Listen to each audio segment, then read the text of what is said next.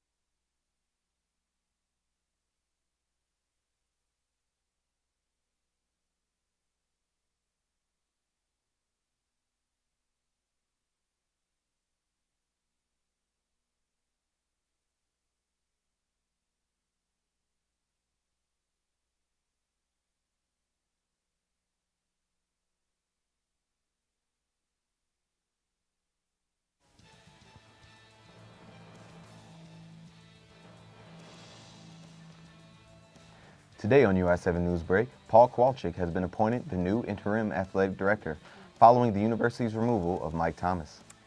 Also, Kraft Heinz Company will be making job cuts across North America, which may affect the Kraft plant in Champaign. Later, we'll be joined by Devin Tammons, who has more on the man who led the tour and the story behind the museum. Your UI7 Newsbreak starts right now.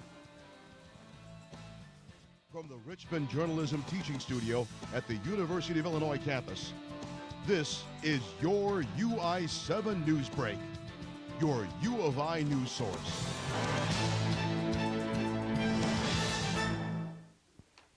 Hello and welcome to UI7 Newsbreak. I'm Nathaniel Stewart. And I'm Garvey. Paul Kowalczyk has been appointed interim director after former athletic director Mike Thomas was let go. Interim Chancellor Barbara Wilson announced Monday that she was letting Thomas go without cause. She said a change in leadership was necessary in the Illinois athletics program. Kowalczyk has been with the Illinois program as Senior Associate Athletic Director since 2012. Though the decision was announced this week, Kowalczyk found out about the offer last Wednesday after meeting with Wilson. We're doing everything we can for our student athletes, and we'll continue to do so. We've got 450, 500 student athletes out there we support every day, and we love them, and we appreciate them. We know what they bring to this institution, and we're going to keep focused on that as we go. Kowalczyk was previously a director of athletics at Colorado State University. Before coming to the U of I, he served as the interim director at Southern Illinois University. Interim Chancellor Barbara Wilson met with Paul Kowalczyk last Wednesday to inform him of a temporary offer to replace former athletic director Mike Thomas. Wilson said she didn't want to make any public announcements of the decision until the final reports of allegations regarding the football team were released. The findings included former football coach Tim Beckman threatening scholarships and violating sports medicine protocols. The report concluded that former athletic director Mike Thomas was never informed of any inappropriate pressure on student athletes or interference with sports medicine. State budget cuts are affecting the University of Illinois and creating large changes for one college. The College of Liberal Arts and Sciences must cut their spending by 5%. According to the News Gazette, LAS administrators are not exactly sure how they will proceed and where cuts will be made. One of the biggest concerns is the cut taking place in the middle of the school year. Each major within the college will make cuts based on student numbers, staff, and equipment required for that major. The College of LAS has over 11,000 students and 600 faculty members. LAS is the largest college at the University of Illinois. The newly established Kraft Heinz Company will be making cuts across North America. The cost cutting will be bringing new technology to the Kraft plant in Champaign. In the wake of successful merger between the Kraft Foods Group and H.J. Heinz Company, Kraft Heinz Company will be closing 7 factories in North America. Factories will be closing in stages over the next 12 to 24 months. Closures will result in 2,600 people being laid off. Kraft Heinz will be downsizing in North America in an effort to slash $1.5 billion in costs by 2017. Although Kraft Heinz will be closing factories in the United States and Canada, they will be also investing in the modernization of the Champaign factory. The factory will include a sauce production line through the installation of state-of-the-art facilities. Kraft Heinz is also set to revamp a former cheese production plant in Davenport, Iowa.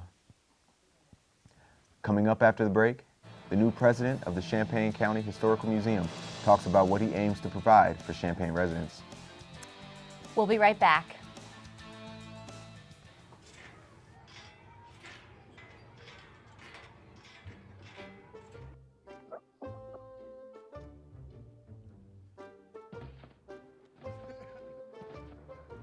Ballerina.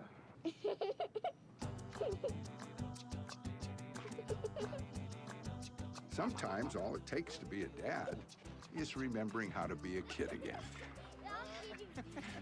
Take time to be a dad today.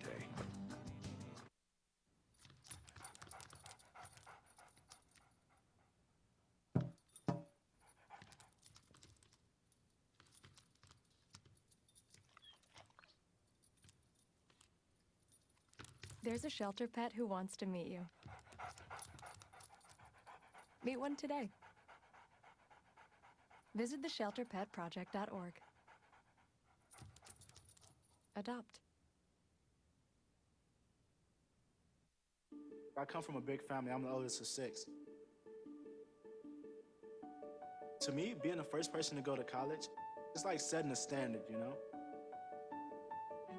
My little brother is 8 years old now. I challenge his curiosity. I challenge him to dream. I have to paint a picture for him that he can look up to and live up to and possibly be better than. My name is Jaquez, and I am your dividend.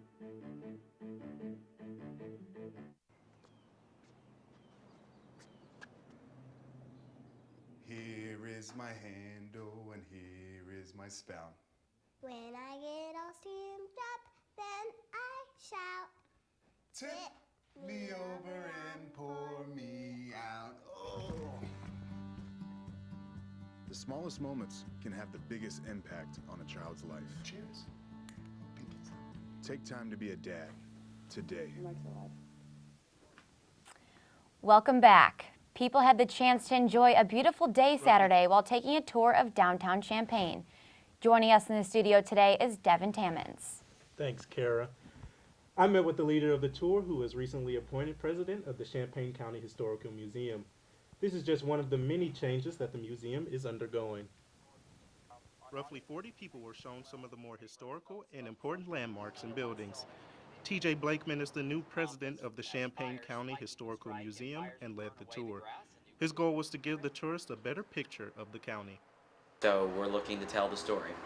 Why is Champaign County here? Who are the people that live in the county? What is it that they do? And why? The tour lasted roughly 2 hours and took people through the downtown area of Champaign. Blakeman also encouraged people to become members of the museum.